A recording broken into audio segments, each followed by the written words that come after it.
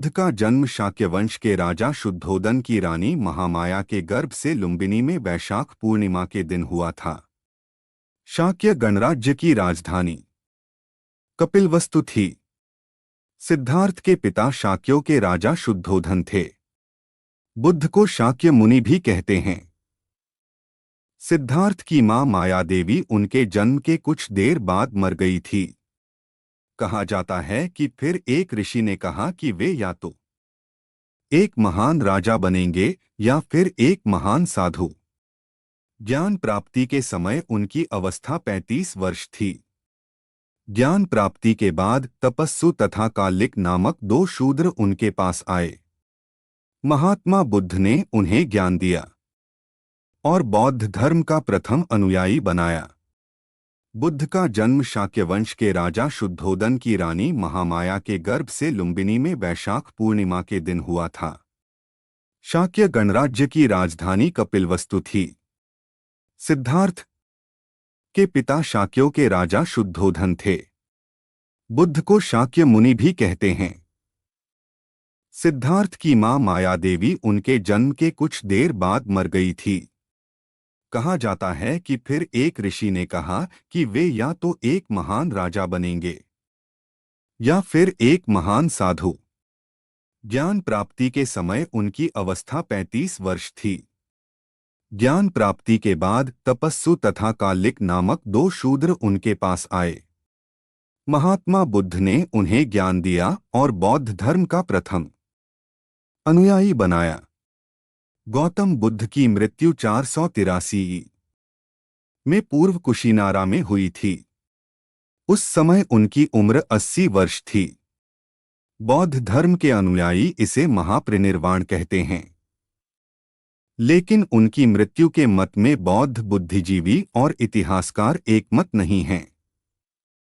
भगवान बुद्ध के अंतिम शब्द है, भिक्षुओं, इस समय आज तुमसे इतना ही कहता हूं कि जितने भी संस्कार हैं सब नाश होने वाले हैं। प्रमाद रहित होकर अपना कल्याण करो। यह 483 ईपू की घटना है।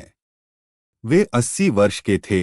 मृत्यु पर अलग अलग मत बौद्ध ग्रंथ महापरिनिर्वाण सूक्त में पाली भाषा में उल्लेखित है। उस वर्ष बारिश से पहले बुद्ध राजगृह में थे। वहां से वे भिक्षु संघ के साथ यात्राएं करते वैशाली पहुंचे। यहां पास के बेलग्राम में उन्होंने वर्षावास किया। यहां वे बीमार हो गए। स्वस्थ होने पर वे फिर अम्बग्राम, भंडग्राम, जम्बूग्राम, भोगनगर आदि की यात्रा करते पावा नामक ग्राम में पहुंचे। वे यहां चुंद कम्मार पुत्र नामक एक लुहार के आमों के वन में ठहरे। उसने खाने में उन्हें मीठे चावल, रोटी व मद्दव दिया। बुद्ध ने मीठे चावल व रोटी तो औरों को दिलवा दिए, पर मद्दव इसलिए किसी को डोट नहीं दिया क्योंकि उन्होंने समझ लिया था यह कोई अन्य पचा नहीं सकेगा।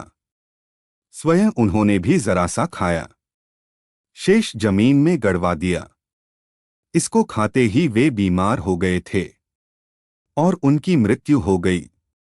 न्यू इंसाइक्लोपीडिया ब्रिटेनिका मार्कोपीडिया भाग में उल्लेखित है कि संभव है कि एक ग्रामीण व्यक्ति के घर कुछ खाने के कारण उनके पेट में दर्द शुरू हो गया।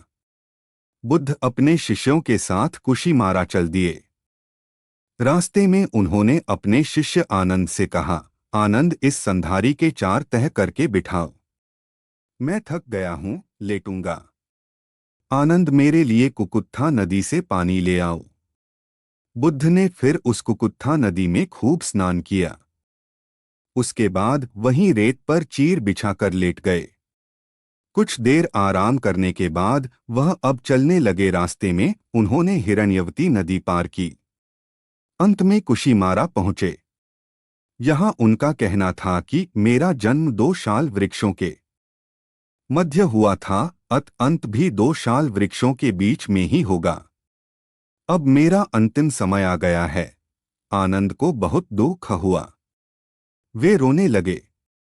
बुद्ध को पता लगा तो उन्होंने उन्हें बुलवाया और कहा, मैंने तुमसे पहले ही कहा था कि जो चीज उत्पन्न हुई है वह मरती है। निर्वाण अनिवार्य और स्वाभाविक है। अत रोते क्यों हो? बुद्ध ने आनंद से कहा कि मेरे मरने के बाद मुझे गुरु मानकर मत चलना। बुद्ध की मृत्यु के बाद उनके पुत्र राहुल भी भिक्षु हो गए थे, पर बुद्ध ने उन्हें कभी कोई महत्व प्राप्त नहीं होने दिया। बुद्ध की पत्नी यशोधरा अंत तक उनकी शिष्या नहीं बनी।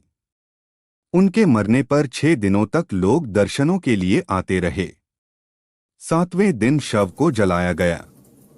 फिर उनके अवशेषों पर मगध के राजा अजातशत्रु, कपिलवस्तु के शाक्यों और वैशाली के विच्छवियों आदि में भयंकर झगड़ा हुआ। जब झगड़ा शांत नहीं हुआ तो द्रोण नामक ब्राह्मण ने समझौता कराया कि अवशेष 8 भागों में बांट लिए जाएं। ऐसा ही हुआ। 8 स्तूप 8 राज्यों में बनाकर अवशेष रखे गए। बताया जाता है कि बाद में अशोक ने उन्हें निकलवाकर 84,000 स्तूपों में बांट दिया था।